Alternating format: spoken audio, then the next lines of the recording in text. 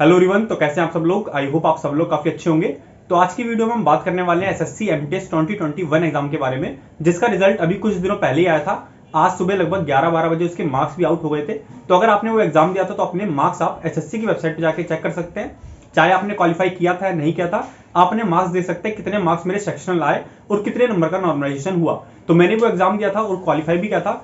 MTS और हवलदार दोनों post के लिए मैंने क्वालिफाई किया था। तो मेरे मार्क्स कितने थे रो और कितना नॉर्मलाइज हुआ वो मैं आपको इस वीडियो में बताने वाला हूँ। साथ ही कुछ डाटा मैं इकट्ठा कर रहा था, कई लोगों से मैंने उनका जो रिजल्ट है वो मंगाया था, ताकि देख सकूं कि कितना नॉर्मलाइजेशन हुआ है एवरेज में और मैक्सिमम नॉर्मलाइजेशन में कितने मार्क्स बढ़े हैं। ठीक है, तो वही मैं आपको बताने वाला हूँ कितने कितने नंबर बढ़े हैं, कम से कम कितने नंबर नॉर्मलाइजेशन में बढ़े और मैक्सिमम कितने बढ़े, वो भी इस वीडियो में हम बात करने वाले हैं। साथ में अपना जो मेरा स्कोर कार्ड है वो मैं आपको शो करूंगा। तो इस वीडियो को स्टार्ट करते हैं। पहले हम बात कर लेते हैं, कई लोग पूछते रहते हैं डाउट कि भाई वोकैबुलरी स्टार्ट करें तो वोकैबुलरी कहां से करनी है। तो एक बुक है, ये आती है आपकी न्योन पब्लिकेशन की।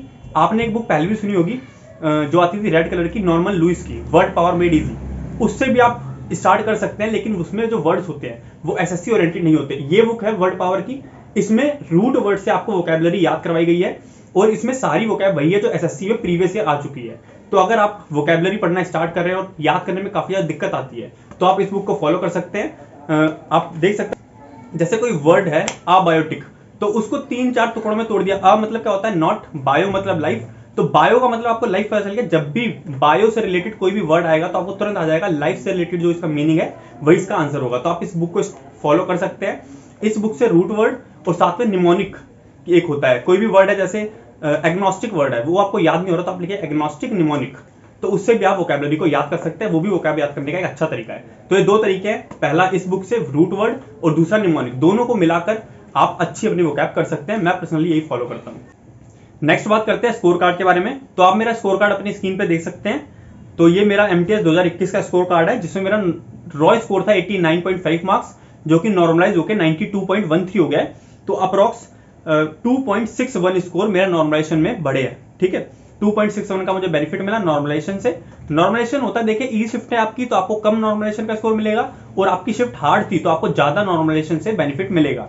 हमेशा अच्छा बेनिफिट मिले, आपकी शिफ्ट मुश्किल थी तब भी कभी कभी अच्छा नॉर्मलाइजेशन नहीं हो पाता, तो ये एक दिक्कत नॉर्मलाइजेशन में चलती रहती है। ठीक है, तो ये 2.4 मार्क्स जो है सबसे कम नॉर्मलाइजेशन में स्कोर बढ़ा है और मेरा बढ़ा है 2.6। तो मेरी भी एक आसान शिफ्ट में से एक थी, इसीलिए मेरा भी कम नॉर्मलाइजेशन में स्कोर बढ़ा है। ठीक है, और सबसे मैक्सिमम जो नॉर्मलाइजेशन में बेनिफिट मिला है वो एक कैंडिडेट को मिला है 7.9 मार्क्स का, जो कि मेरे पे स्कोर कार्ड है, मैं आपको भी आगे शो करूंगा।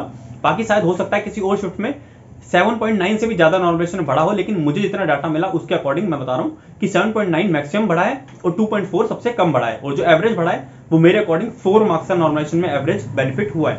आप मेरा स्कोर देख सकते हैं। इंग्लिश में मेरा स्कोर था 22.5। क्लोज टेस्ट के 2 क्वेश्चन मुझसे इंग्लिश में गलत हो गए थे। उसके बाद रीजनिंग और मैथ्स में मेरा फुल स्कोर था 25 आउट ऑफ 25, और जीके में मेरा स्कोर था 17 मार्क्स। ठीक है, मेरे अकॉर्डिंग सही स्कोर था, क्योंकि लास्ट टाइम भी मैंने एग्जाम दिया था एमटीएस 2020 भी, आप उसका स्कोर कार्ड यहाँ पे देख सकते हैं। टीयर 1 का स्कोर मुझे करेक्ट याद नहीं है, शायद 77 अराउंड था मेरा स्कोर, और टीयर 2 में मेरे एग्जैक्ट 35 मार्क्स थे। और उसके बाद टीयर 2 में मैं क्वालिफाई हो गया था, लेकिन डीवी के जो लिस्ट आती है उसमें मेरा नाम नहीं था, तो उस प्रोसेस से मैं आउट हो गया था, इसीलिए मैंने एमटीएस 2021 का एग्जाम आपका दिया था। और एक बात और क्लियर करना चाहूंगा कि आप लोगों को लगता है कि भाई आप बहुत सारे एग्जाम देते हो, सीजीएल भी दिया था आपने, और सीजीएल का जो भी टीयर 2 की लिस्ट आई थी वो भी मैंने क्वालिफाई किया है। टीयर 2 की लिस्ट में मेरा नाम है, मैंने क्वालिफाई किया है सीजीएल भी। लेकिन ये नहीं है कि मैं कोई शिफ्ट बर्बाद कर रहा हूँ, किसी की सीट बर्बाद कर रहा हूँ, ऐसा कुछ नहीं है। मैंने आज तक कितने भी एग्जाम दे, किसी भी एग्जाम में डीवी में नहीं गया हूँ आज तक। समझ सकते हैं, डीवी में नहीं गया हूँ तो किसी की सीट बर्बाद हुई नहीं।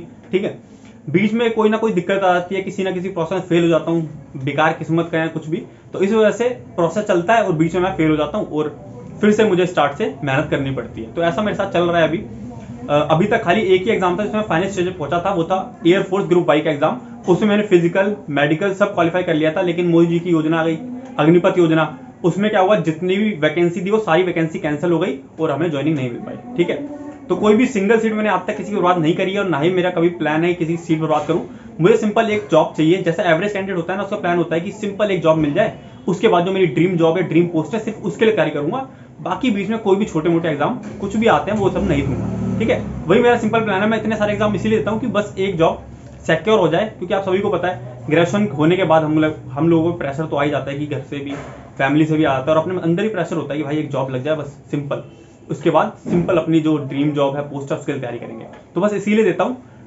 जैसे ही मेरा कोई भी सिंगल एग्जाम में हो जाएगा, किसी भी एग्जाम में डीबी का प्रोसेस तक हो गया और मुझे लगता है कि बढ़िया स्कोर है, आगे मैं एग्जाम देना ही बंद कर दूंगा। तो ये कोई ना सोचे कि भाई आप सीट बर्बाद करते हो। आप लोग कमेंट कर देते हो ना भाई आप सीट बर्बाद कर रहे हो, इतने एग्जाम क्यों देते हो।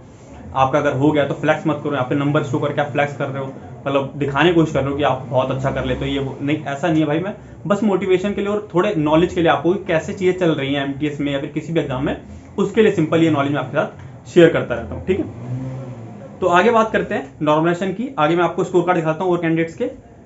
यहाँ पे आप देख सकते हैं कैंडिडेट है, इनके 78.5 रॉ मार्क्स थे जो कि इंक्रीज होके 83.16 हो गए हैं। ऐसे आप दूसरा स्कोर कार्ड देख सकते हैं, यहाँ पे 78 थे इन कैंडिडेट के और नॉर्मलाइज होके 4 नंबर बढ़ गए हैं और 82 मार्क्स आपके हो गए। और भी स्कोर कार्ड्स है वो आपको स्क्रीन पे दिखा देता हूँ, आपके सामने चल रहे होंगे, आप देख लीजिए कितना कितना बढ़ा है। मैंने जैसा आपको बताया कि यहाँ पर भी आप देख सकते हैं 4 मार्क्स का नॉर्मलाइजेशन मैक्सिमम लोगों को मिला था। 83 से 87, 82 से 86 आप स्क्रीन पर अपनी देख सकते हैं। एक बार मैं आपको स्कोर कार्ड दिखाता हूँ उन कैंडिडेट का जिनका मैक्सिमम बढ़ा था मेरे अकॉर्डिंग। हाँ, ये आप देख सकते हैं। इसमें इन कैंडिडेट का रो स्कोर है 80.75, 80.75 इनका रो स्कोर था और नॉर्मलाइज होकर फाइनल स्कोर इनका 88.41 हो गया है। तो अप्रॉक्स आप लगा सकते हैं 7 पॉइंट समथिंग इनका स्कोर बढ़ गया है। ठीक है, तो 7 पॉइंट कुछ नंबर का नॉर्मलाइजेशन, मैक्सिमम नॉर्मलाइजेशन मुझे जितना दिखा उस अकॉर्डिंग मैं आपको बता रहा हूँ। और भी कोई शिफ्ट हो सकती है जिसमें इससे भी ज्यादा बढ़ा हो, लेकिन ऐसी शिफ्ट रेयर ही है। इतना मुझे लगता है मैक्सिमम स्कोर है जो इंक्रीज हुआ है किसी कैंडिडेट का। ठीक है, तो आप अंदाजा लगा सकते हैं एमटेस साल जो हुए थे उनकी शिफ्ट जो थी ना लगभग एक जैसी थी, ज्यादा डिफरेंस नहीं था।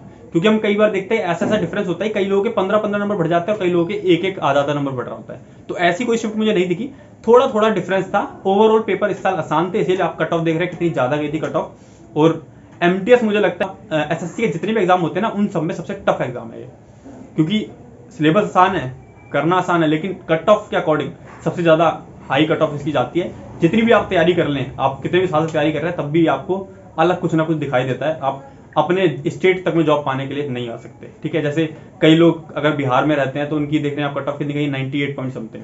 तो आप कितने भी साल तैयारी कर रहे हैं कोई मायने नहीं रखता उसमें, आप उतना स्कोर करने के लिए कुछ अलग ही टाइप किस्मत चाहिए तभी हो सकता है। तो ये था सारा। बाकी आपको स्कोर कार्ड दिख गए होंगे स्क्रीन पे, आपने देख लिया होगा कितना कितना नॉमिनेशन में लोगों का स्कोर बढ़ा है।